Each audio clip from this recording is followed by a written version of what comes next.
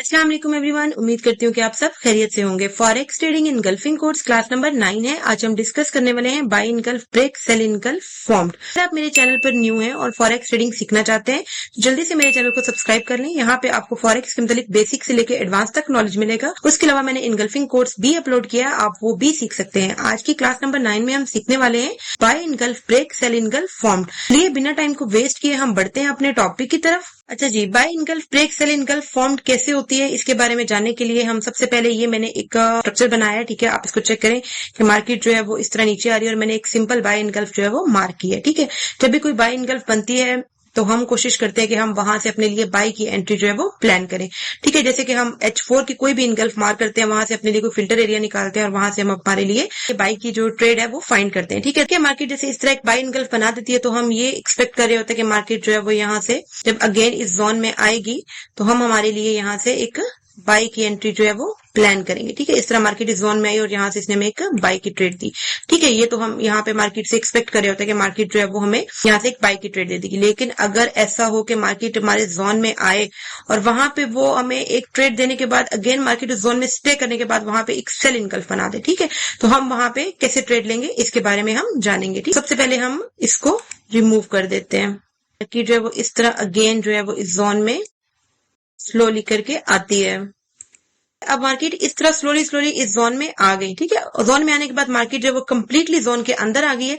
अब मार्केट ने यहाँ पे एक ग्रीन कैंडल फॉर्म की। ठीक है, मार्केट ने यहाँ पे इस तरह एक ग्रीन कैंडल बनाई, लेकिन वो जोन के अंदर ही बनाई, जोन से वो नहीं निकली। ठीक है, यहाँ पे मार्केट ने यहाँ पे एक सपोज यहाँ पे उसने एक विक लगा के उसने क्लोजिंग जो है वो नीचे कर दी। इस जोन के अंदर ही क्लोजिंग जो है वो उसने कर दी है।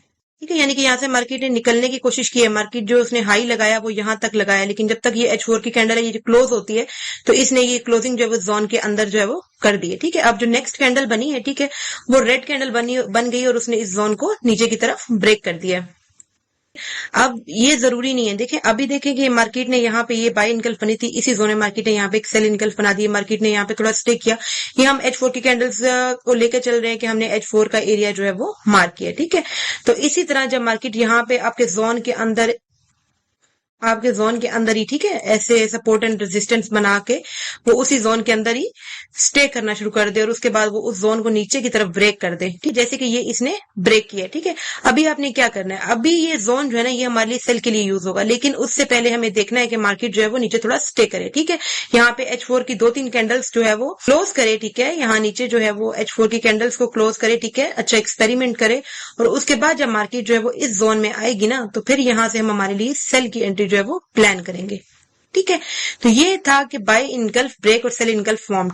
ठीक है, ये मार्केट इस तरह भी बिहेव कर सकती है। मार्केट हो सकता है कि आप यहाँ पे अक्सर ऐसा होता है कि मार्केट जैसे वो इस तरह इनगल्फ बनाती है, वो ये लगता है कि मार्केट ने जो है वो इस एरिया को जो है वो ब्रेक कर दिया। ठीक है, इस एरिया को ब्रेक कर दिया तो अब हम फौरन यहाँ से एक सेल की एंट्री ले लेते हैं। ठीक है, लेकिन ऐसा पॉसिबल हो भी सकता है और नहीं भी। ठीक, डायरेक्टली आपको एंट्री नहीं लेनी जब तक मार्केट नीचे आके स्टे ना करे, आपने उधर एंट्री नहीं लेनी है। ठीक है, ये भी पॉसिबल है कि जैसे मार्केट ऊपर विक लगा के उसने क्लोजिंग जो है वो नीचे की है, हो सकता है कि मार्केट जो है वो यहाँ पे आपको इस तरह करके क्लोजिंग दे दे। ठीक है, वो डायरेक्टली यहाँ पे कोई H4 की उसने नीचे क्लोजिंग जोन से दे ही ना। ठीक है, वो नीचे सारी लिक्विडिटी ले और फिर वापस मार्केट जो है वो ऊपर जाना शुरू कर दे।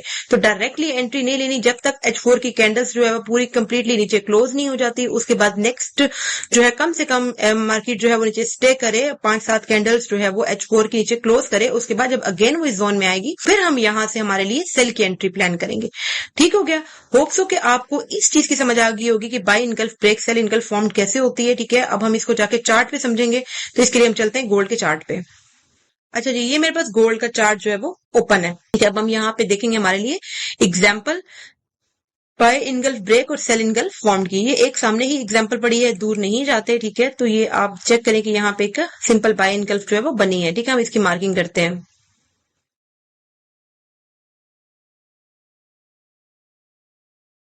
ठीक है, ये एक बाय इनगल्फ बनी है जिसको मैंने मार्क किया। आप चेक करें कि ये H1 की बाय इनगल्फ है, इसकी मार्किंग मैंने की है। अब मार्केट ने क्या किया, मार्केट जो है वो यहाँ से उसने इनगल्फ बनाती हुई जो है वो ऊपर गई है। ठीक है, जब अगेन वो इस जोन में आई है तो उसने ये कैंडल इस जोन से नीचे जस्ट लिक्विडिटी ली है, लेकिन क्लोजिंग जो है वो इस जोन के ऊपर ही की है। ठीक है, उसके बाद ये ऊपर गई है, ये एरिया जो है वो यूज हो रहा था एज अ सपोर्ट। ठीक है, मार्केट यहाँ से बार बार सपोर्ट ले रही थी और उठ रही थी, लेकिन जब मार्केट ने इस एरिया को ब्रेक किया ना, ठीक है, आप चेक करें कि यहाँ पे उसने एक सेल इनगल्फ बनाई है। ठीक है, ये देखें, ये एक सेल इनगल्फ बनाते हुए उसने इस एरिया को ब्रेक कर दिया। ये एरिया अब हमारे लिए यूज होगा सेल के लिए। ठीक है, अब मार्केट जब अगेन इस एरिया में आएगी ना और हमें कोई सेल इंडिकेशन देती है तो हम यहां से हमारे लिए सेल की एंट्री जो है वो प्लान करेंगे। ठीक हो गया, ये तो थी एक एग्जांपल। एक एग्जांपल हम और देख लेते हैं इसी चीज की। चलिए हम H4 में देख लेते हैं। ये देखें, यहाँ पे मार्केट ने एक बाय इनगल्फ बनाई थी। ठीक है, अब हम इसकी मार्किंग कर लेते हैं। ठीक है, देखिए मार्केट ऊपर गई, उसने एक इनगल्फ बनाते हुए यहाँ से वो ऊपर गई है। तो यहाँ पे मार्केट ने एक H4 की इनगल्फ बनाई है। ठीक है, इनगल्फ बना के ये ऊपर गई, यहाँ से विक से उसने इसको रिस्पेक्ट दी है। ठीक है, रिस्पेक्ट देने के बाद फिर जब नीचे आई है तो उसने इस जोन से ऊपर क्लोजिंग की, फिर इस जोन को क्लीनली ब्रेक कर दिया। ठीक है, ब्रेक करने के बाद ये देखिए कुछ कैंडल उसने नीचे क्लोज की। अगेन जब वो इस जोन में आई है ना, ठीक है, तो इस जोन में उसने फिर एक सेल इनगल्फ बनाई है। ठीक है, अब ये एरिया जो है वो सेल के लिए रिजेक्शन ले रहा है। आप चेक करें कि यहाँ से उसने रिजेक्शन ली, एक दफा ली, फिर दूसरी दफा ली, ठीक है, फिर रिजेक्शन ली और फिर उसने इस एरिया को अप साइड पे ब्रेक किए। ठीक है, तो इसी तरह जब कोई इनगल्फ मार्केट में बन जाती है और एक दफा रिस्पेक्ट देने के बाद या किसी फंडामेंटल की वजह से वो डायरेक्टली ब्रेक हो जाती है, अगर उस एरिया में हमारे पास अपोजिट साइड की इनगल्फ बन जाती है तो वो हमारे लिए कंफर्मेशन होती है कि अब ये एरिया हमारे लिए चलेगा सेल के लिए या बाय के लिए। ठीक है, अगर हमने बाय इनगल्फ मार्क किया और मार्केट ने उस एरिया को ब्रेक किया तो अब वो एरिया हमारे लिए सेलिंग के लिए यूज होगा, और अगर मार्केट उस एरिया में कोई सेल इनगल्फ बना देती है तो वो हमारे लिए बेहतर कंफर्मेशन हो जाती है कि हम वहां से सेल की एंट्री अपने लिए प्लान कर सकते हैं। तो आपको buy engulf break cell engulf formed की समझ आ गई होगी। फिर भी किसी का कोई क्वेश्चन है तो आप मुझसे कमेंट सेक्शन में कर सकते हैं। मेरा नंबर टिकटॉक की बायो में मौजूद है, आप मुझसे वहां से डायरेक्टली रब्ता कर सकते हैं। अगर आप मेरी कम्युनिटी का हिस्सा बनना चाहते हैं तो टिकटॉक की बायो में उसका लिंक मौजूद है, आप मेरी कम्युनिटी का हिस्सा भी बन सकते हैं। Wish you all the best guys, Allah Hafiz.